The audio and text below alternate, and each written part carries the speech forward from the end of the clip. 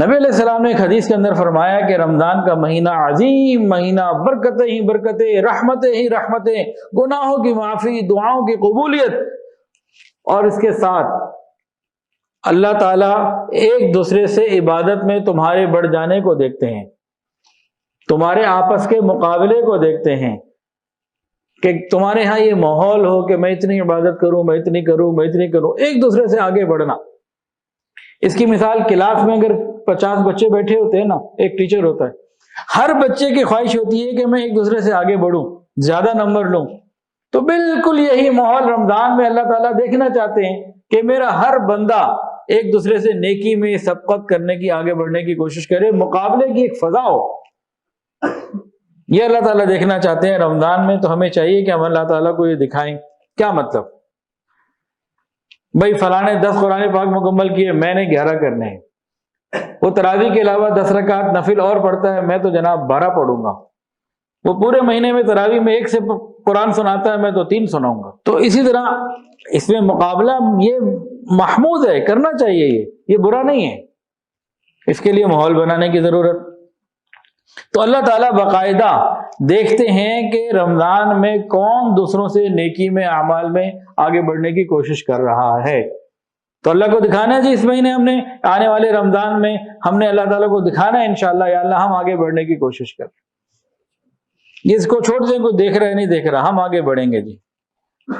تو آج کی ساری بات چیت کا جو لب لباب ہے وہ یہ ہے کہ ہم نے رمضان میں کم سے کم وقت میں زیادہ سے زیادہ فائدہ کیسے حاصل کرنا ہے، کم سے کم وقت میں بہترین فائدہ اور زیادہ فائدہ کیسے حاصل کرنا ہے۔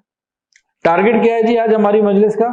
کہ ہم ایسے باتوں کو سمجھ لیں، سیکھ لیں کہ کم سے کم وقت میں بہترین فائدہ اور زیادہ بھی فائدہ، دونوں کوالٹی اور کوانٹٹی دونوں اچھی ہمیں حاصل کرنی ہے۔ تو اس کے لیے ہمیں پلاننگ کرنی پڑے گی۔ کیا کرنا پڑے گا جی؟ پلاننگ کرنی پڑے گی۔ جب ہم پلاننگ میں ناکام ہو جاتے ہیں تو گویا ہم ناکامی کی پلاننگ کر رہے ہوتے ہیں۔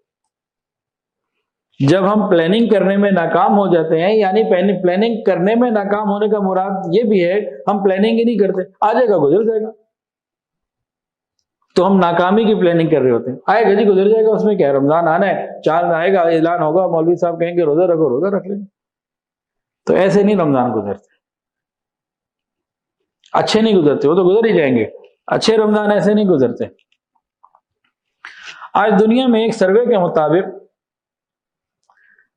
39% منصوبہ جات اس لیے ناکام ہوتے ہیں کہ پلاننگ ٹھیک نہیں ہوتی۔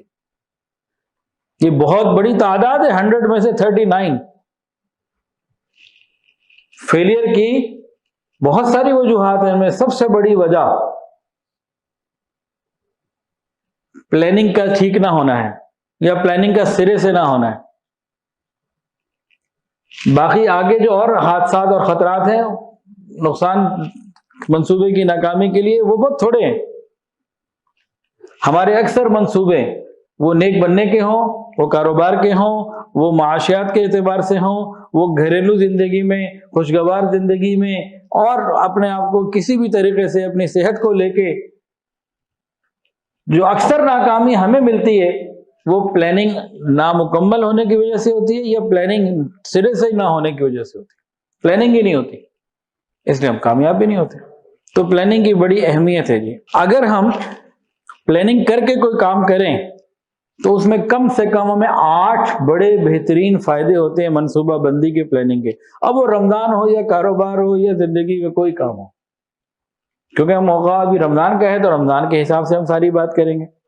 تو بہتر منصوبہ بندی کے، صحیح پلاننگ کے کم سے کم 8 فائدے ہوتے ہیں۔ کیا، کیوں اور کیسے میں سب سے زیادہ وقت کیسے پہ لگانا چاہیے؟ انگریز جو آج پلاننگ کرتے ہیں نا، ان کے بزنس سینکڑوں سال چلتے ہیں، ان کی چیزیں لمبی پلاننگ کرتے ہیں، کیسے اس پہ بڑا وقت لگاتے ہیں۔ ہم کہتے ہیں گلی کوئی نہیں، ٹھیک ہے شروع کرو، ہو جائے گا، اللہ کا نام لے کے شروع کرو۔ ہمیں توکل ہی بڑا ہے، ہم پلاننگ سے بیچارے مبرہ اور پاک لوگ ہیں، بس اللہ توکل پہ شروع کر دیتے ہیں۔ بھائی اللہ تعالیٰ کا توکل کر